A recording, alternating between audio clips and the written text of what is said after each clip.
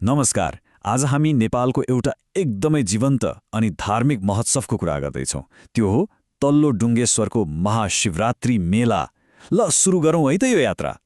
एकछिन कल्पना गरौँ त, बिहानको चिसो हावा अनि त्यसमा गुन्जिरहेको ओम नमः शिवायको मन्त्र।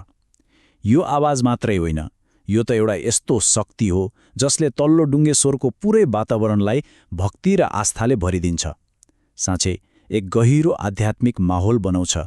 हामी अहिले कुरा गर्दैछौँ दैलेख जिल्लाको एउटा ऐतिहासिक र धार्मिक महत्त्व बोकेको पवित्र ठाउँ तल्लो डुङ्गेश्वर मन्दिरको।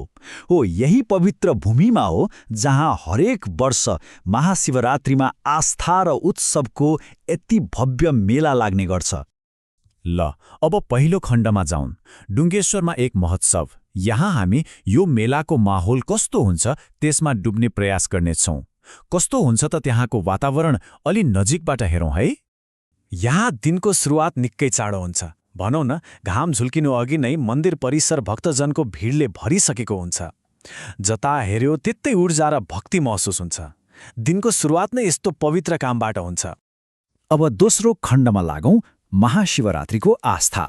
आखिर मान्छेहरूको यत्रो ठूलो जमघट हुनु पछाडिको धार्मिक अर्थ चाहिँ के हो त? आउनुहोस् यो बुझौँ।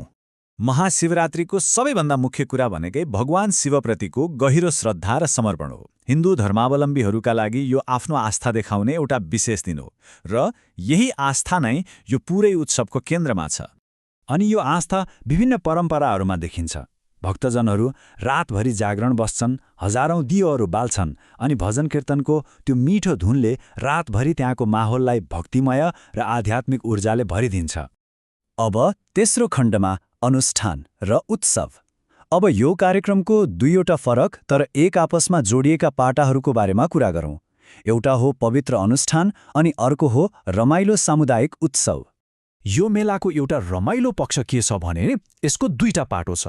एकातिर हेर्ने हो भने एकदमै गहिरो आध्यात्मिक माहौल, जस्तो कि पवित्र स्नान, पूजाआजा, रुद्राभिषेक यी सबै चलिरहेको हुन्छ। अनि अर्कोतिर चाहिँ त्यति नै जीवन्त सामुदायिक उत्सव पनि।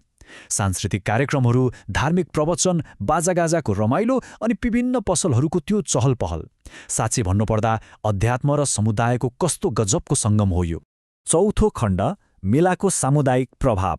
अब यो धार्मिक कार्यक्रमले समुदायमा कस्तो शक्तिशाली सामाजिक र आर्थिक प्रभाव पार्छ भन्ने कुरा चाहिँ साँच्चै रोचक छ।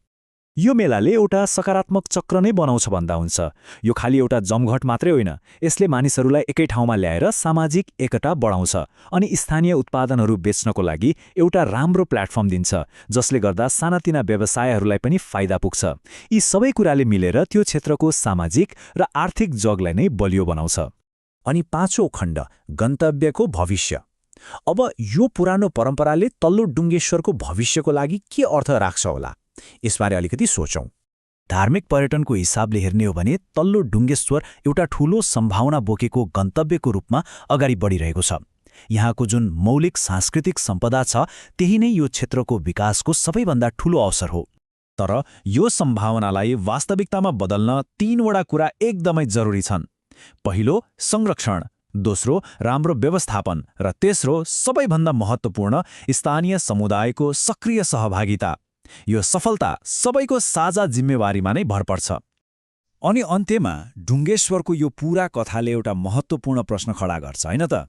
प्रश्न यो हो कि कुनै पनि समुदायको भविष्य बनाउनमा यस्ता पुराना परम्पराहरूको साँच्चीको भूमिका के हुन्छ होला?